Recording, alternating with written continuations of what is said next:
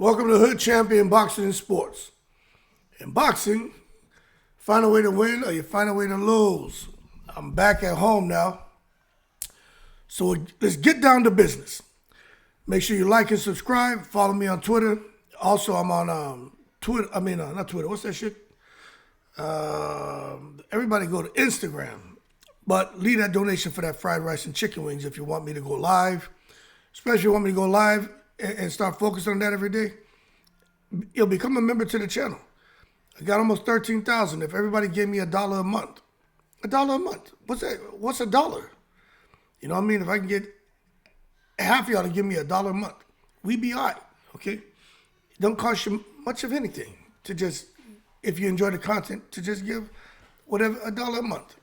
But, you know, I just appreciate the support, no matter what you decide to do. But Keith Thurman, he's not the same, but good enough. And he showed that in his fight. You know what I'm saying? Keith Thurman defied age. What's he, 36 now? Defied age, coming off of severe inactivity, man. 3 years. His second fight in 5.5 years, man. To be honest with you, I thought that guy Jarvis was going to have a chance, and then to go and fight down in Sydney, Australia, I said, man, Keith Thurman, man, 36 years old, 3 years of inactivity, second fight in 5.5 years, fighting a young guy who's a knockout artist. I'm telling you, man, for him to come and score an explosive third round KO, man, in the third round, I just think that's outstanding, man. Outstanding. But some people are sitting here saying, all right, this is his first stoppage, you know what I mean, since he fought, what's his name, Luis Collazo in 2015, he still is missing something. And I'm going to be honest with you, man. He is missing something. His reaction time isn't quite there, but it's 3 years of inactivity.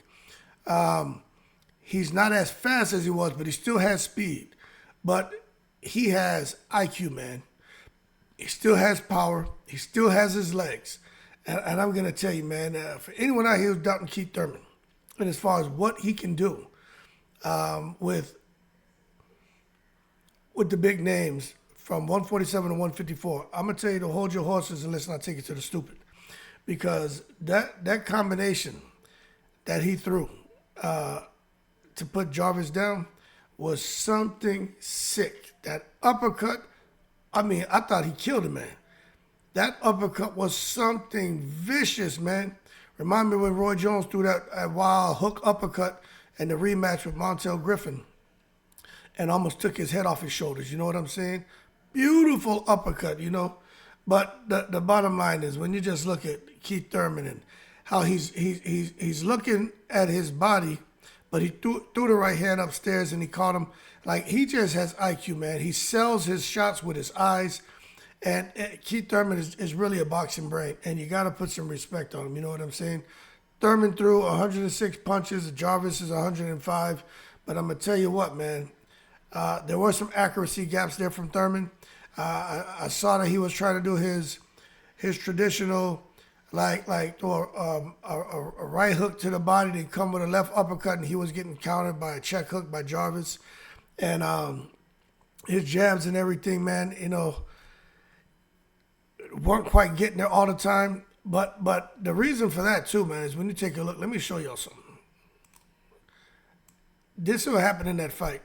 If you look at the first round where Jarvis had the most success, he doubled Keith Thurman's punch output. Keith Thurman threw 28 punches, Jarvis threw 56. Jarvis landed 17 for 30%. Keith landed 8 of 28 for 28%. But you saw in the second round, Keith Thurman upped his punch output, 44 shots, landed 15 for 34%.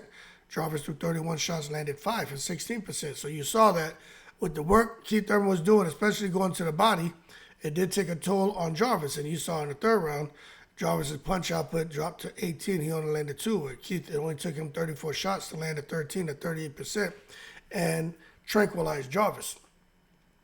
So that being said, what does a guy like Keith Thurman do, who is not the same, obviously? He didn't just lose his hair. He lost some speed. His footwork is still on point, but his legs aren't as fast. He can still get underneath shots. But to think Keith Thurman going forward, getting into a scrap with a Murtazaliev or or he talking about Jamel Charlo.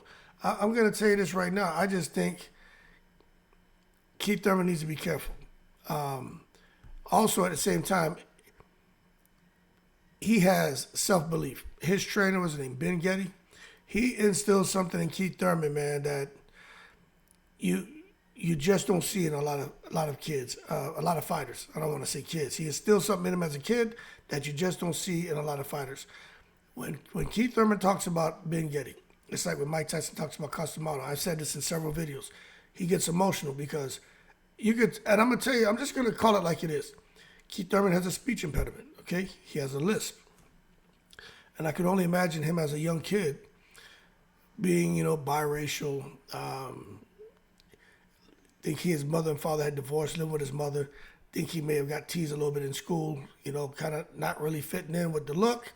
Then he had the lisp, and then going to that boxing gym where he was somebody, where whatever loose ends in life he was experiencing as a young man, when he started boxing at 8, they were tightened up. And he found acceptance, and he did very well. Kind of like hearing Gervonta Davis talk about going to the gym and getting and certain things he got from going to the gym as a kid that he wasn't getting. And I think for Keith Thurman, that gym and that guy Ben Getty did a whole lot for him as a young man, as an adolescent, and as an adult. But that being said, Keith Thurman improved his record, man, to 31-1, 23 KOs. And I'm going to tell you, when you talk about what's next for a guy like that who's fighting for something different, I think Tim Tszyu is a perfect opponent, man. You know what I'm saying? I mean, it's his first time fighting at 154 in 13 years. But I think Tim Tszyu is a perfect opponent. Now, Tim Tszyu got some work to do. I don't know if Tim Tszyu can get past the guy, Joey Spencer. But the bottom line is, if he does, Keith Thurman is open to coming back to Australia and fighting Tim Tszyu. But he says if another opportunity presents itself for, possibly, bigger money, he's not going to close the door on that. So him fighting Tim Tszyu isn't a guarantee. But definitely looks like things are moving that way. And I hope they make that fight, because I'm going to be honest with you. When I look at the 154-pound landscape, I'm like, okay, well, who can a guy like Keith Thurman fight next? Coming off of the inactivity, 2 fights in 5.5 years. He finally got his first knockout since, I think, 2015. I mean, what can he do? Because at 154 pounds, there's some killers. When I come down here and I take a look at 154 pounds, I got to be real with myself,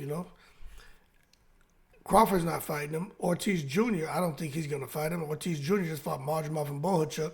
Matter if you think he won or not, he won. Okay, so he's on to the next biggest thing. Murtazaliev is a good opportunity for Keith Thurman. Could give him a crack at the IBF. I just don't think he should go and jump from a guy like Brock Jarvis messing with Murtazaliev. Murtazaliev, to me, is just a damn boogeyman. Nobody wants to mention his name. Fundora could be a good fight, but still, even Keith Thurman recognizes he's got to, you don't go from first to fifth gear in a boxing comeback. You go to first gear, second gear, third gear, and then maybe from third you may be able to jump to fifth, depending on the momentum you get going. But you go from first to fifth gear, you will stall out. Bohachuk, I think, is too much for him right now. Tim Tszyu is the perfect opponent, in my opinion. You talk about Conwell, Ramos, Zayas. I think even Zayas has too much going on for Keith Thurman. But when you take a look at it, Tim Tszyu is, to me, the best opponent for him. I mean, even when I come down here and I just look at some of these names, let me expand this for you. When we just come down here and look at some of these names, I mean, Caleb Walsh, Erickson Lubin, he hasn't fought, but he has a fight coming up. Kurbanov, Blanco, Julian Williams. I mean, just when you look at some of these names, I just think even now that some of these guys could be a little bit too much for him. The best fight for him, in my opinion, is this guy, Tim Tszyu. I just really think that's a fight for Keith Thurman. Now, there's talks about him fighting a guy like Jaron Ennis. Let me just point this out. Okay, let me go down here. When you start talking about Jaron Boots Ennis, right?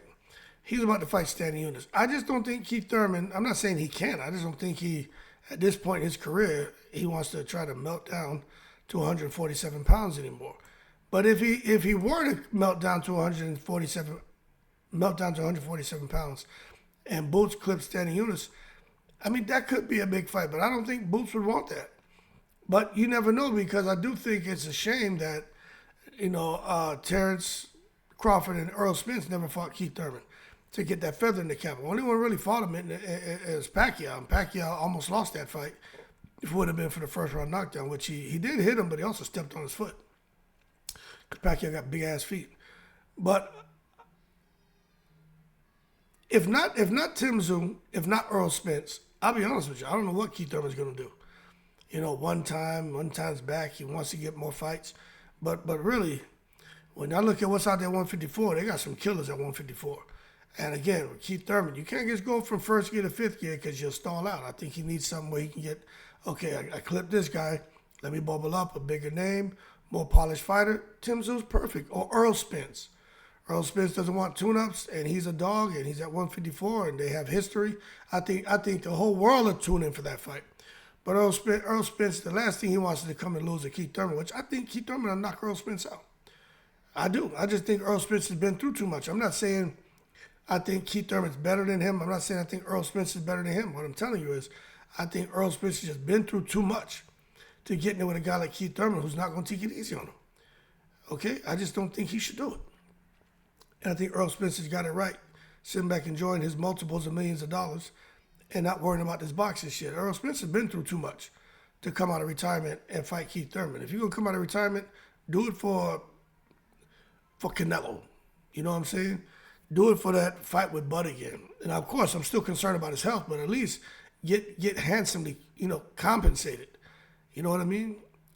Fighting Keith Thurman, you ain't gonna make $50 million. He go out there and mess around with Terrence Crawford or mess around with Canelo with Turki Al-Sheikh involved. He could come out there and make probably $80 million, probably $100 million.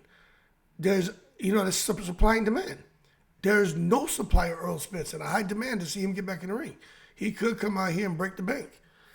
But again, I would hope he just leaves things alone. Bottom line, Keith Thurman, man, is still out here getting busy.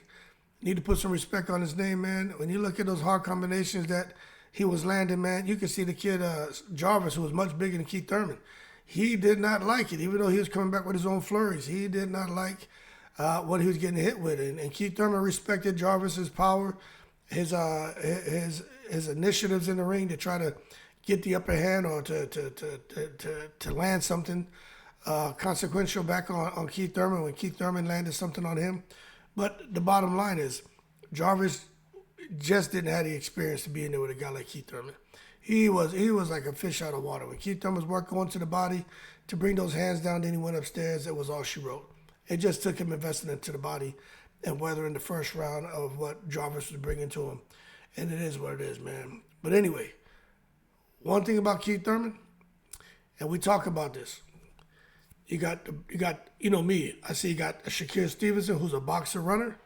You got a free swinger in boxing. The free swinger to me was more of a Turo Gotti style. You got the brawler, who's more of a Derek Chisora style. You got the boxer puncher. And when I think about boxer punchers, Crawford, Amir Khan, but really, Keith Thurman is the classic definition of a boxer puncher. He's boxing, he's on his toes, but he's punching. And, Roy Jones was another boxer puncher, man. They're up there, they're moving around, they're boxing, but, man, they had power. Them guys had power, man. And I just think that style that Keith Thurman has that took him to become a unified welterweight champion, if he got the legs, but if he can knock a little more rust off, it may be that star that can lead him to becoming, a champion at 154 pounds. He's that special of a fighter, man. And if you hurt him, he's not going to go down. He may now, he's 36, but he's just mentally strong. And, I just think Keith Thurman, in my opinion, he's a hard pill to swallow for anybody. And you look at him at 36 and then there with that young bull, he still happened to keep his composure and look comfortable. And you can just tell with anyone he gets in the ring with, because most of these guys are younger than him, anyone he gets in the ring with, right? Excluding the guys, like a Crawford and Spence. I think Crawford's older. Spence may be about the same age now, maybe a little slightly younger. But Keith Thurman is going to be far more experienced, far more skilled, and as far as physically and his athletic ability, more talented than his opponents, okay? So Keith Thurman, not the same, but that old dog is good enough. And I'm glad to see him back. Anyway, keep cool, in the breeze.